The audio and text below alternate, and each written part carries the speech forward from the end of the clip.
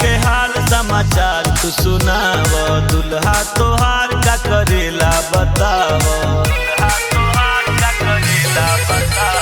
ससुरा के हाल समाचार तू सुनाव, दुल्हा तोहार का करेला बताव।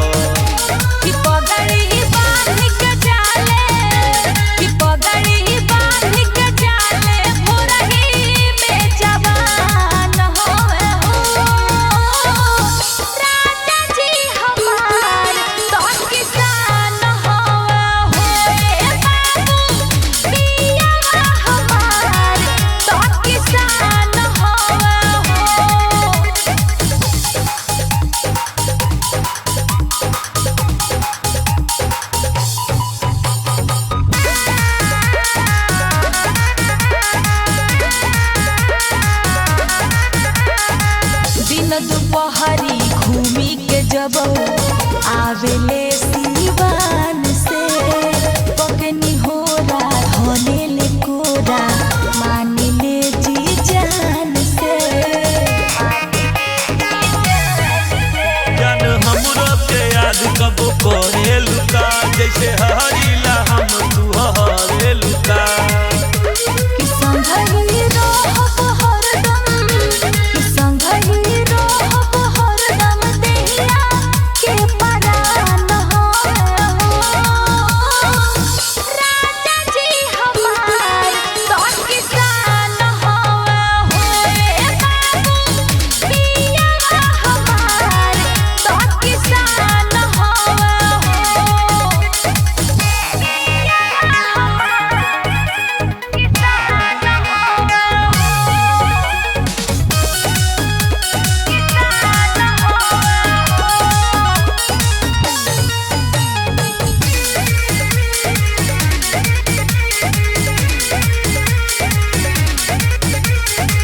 अपने हाथे खाना खियावे, गोदी में बैठाई के, रुसिले तो हमके मनावे, बात में भुलवाई के।